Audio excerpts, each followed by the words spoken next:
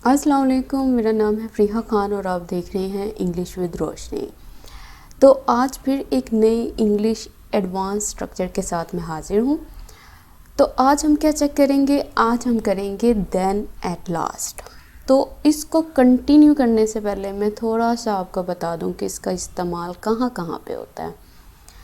एक सिचुएशन को समझें। मोस्टली जो होता है वो ये है कि जब हम बात करते हैं ना, जब हम कोई आम रूटीन की बात करते हैं तो इस तरह के वर्ड्स हम बहुत ज़्यादा इस्तेमाल करते हैं जब हम ये बात करते हैं कि तब जाकर उसने ये काम किया, फिर आखिरकार ऐसा हुआ।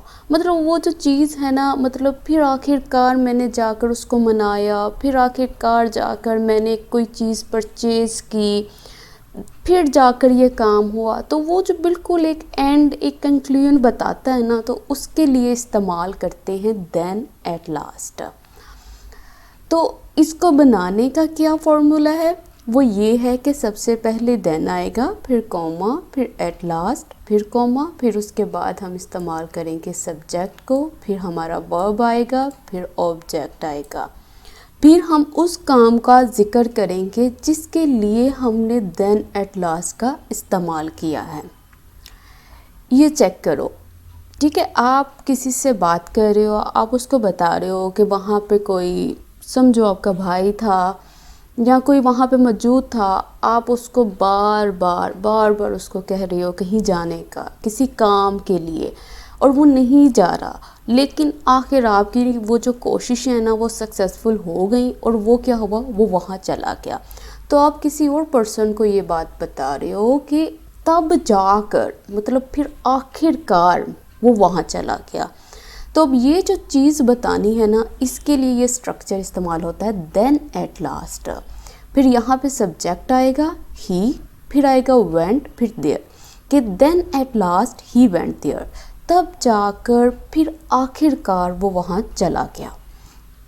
उसके बाद आप, कोई पेशेंट है, ठीक है, आप उसको बार बार कह रहे हो कि मेडिसिन खा लो, मेडिसिन खा लो, जैसे आम तौर पर होता है, ठीक है, जैसे हमारे पेरेंट्स होते हैं, आप ज़बरदस्ती उनको कहते हो मेडिसिन खा लो, वो नहीं खाते।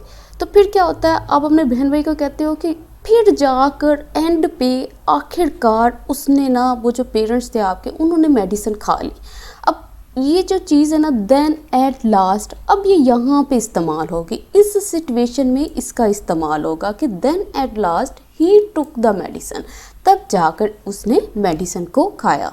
अब यहाँ पे देखो एक नई सिचुएशन, ठीक है, आपकी सिस्टर है, आप उसको कोई बात समझा रहे हो, आप बार बार एक्सप्लेन कर रहे हो।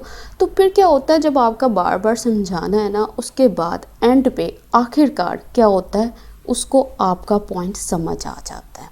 तो फिर आप क्या लगाओगे, देन एट लास्ट, तब जाकर शी परसीव्ड, उसने समझा माई पॉइंट, मेरे पॉइंट को, मेरे स्टांस को, मेरे पॉइंट ऑफ व्यू को, कि मैं क्या कहना चाहती थी। Then at last I was able to persuade him, कहता फिर जाकर आखिरकार मैं इस काबिल हो गया कि मैं उसको मना सका।